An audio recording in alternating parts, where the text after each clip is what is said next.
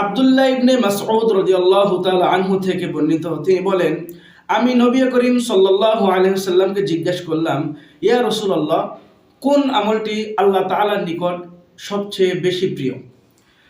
নবীজি সাল্লাল্লাহু আলাইহি ওয়াসাল্লাম উত্তরে বললেন, আস-সালাতু আলা ওয়াক্তিহা, সময় মতো নামাজ আদায় করা আল্লাহ তাআলার নিকট সবচেয়ে বেশি প্রিয় আমল। সেজন্য যখনই নামাজের সময় হয়ে যাবে আমাদের উচিত সময় মতো নামাজ আদায় করে নেওয়া। নামাজের সময় হয়ে গেলে বিলম্ব করা উচিত নয়। সাহাবী দ্বিতীয়বার আবার জিজ্ঞেস করলেন, ইয়া রাসূলুল্লাহ, তারপরে কোন আমলটি আল্লাহ তাআলার নিকট বেশি প্রিয়? রাসূলুল্লাহ সাল্লাল্লাহু আলাইহি ওয়াসাল্লাম তখন বললেন, বিররুল ওয়ালিদাইন, পিতামাতার সাথে সৎ আচরণ করা।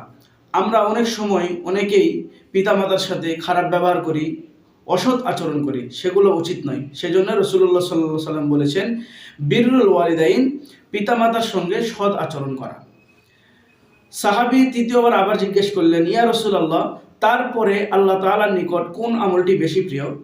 রাসূলুল্লাহ সাল্লাল্লাহু আলাইহি ওয়াসাল্লাম উত্তরে বললেন, আল জিহাদু ফি সাবিলিল্লাহ, আল্লাহর রাস্তায় জিহাদ করা। তাহলে আজকে আমরা তিনটি আমলের কথা শুনলাম। 1 নাম্বার আস-সালাতু আলা ওয়াক্তিহা, সময় মতো নামাজ আদায় করা। 2 নাম্বার বিররুল ওয়ালিদাইন, পিতামাতার সাথে সৎ আচরণ করা। 3 নাম্বার আল জিহাদু ফি সাবিলিল্লাহ, আল্লাহ তাআলার রাস্তায় জিহাদ করা। আল্লাহ তাআলা আমাদের সবাইকে এই 3 কাজের উপর আমল করা তৌফিক দান করুক। সকলেই বলি আমিন। আসসালামু আলাইকুম ওয়া রাহমাতুল্লাহি ওয়া বারাকাতুহু।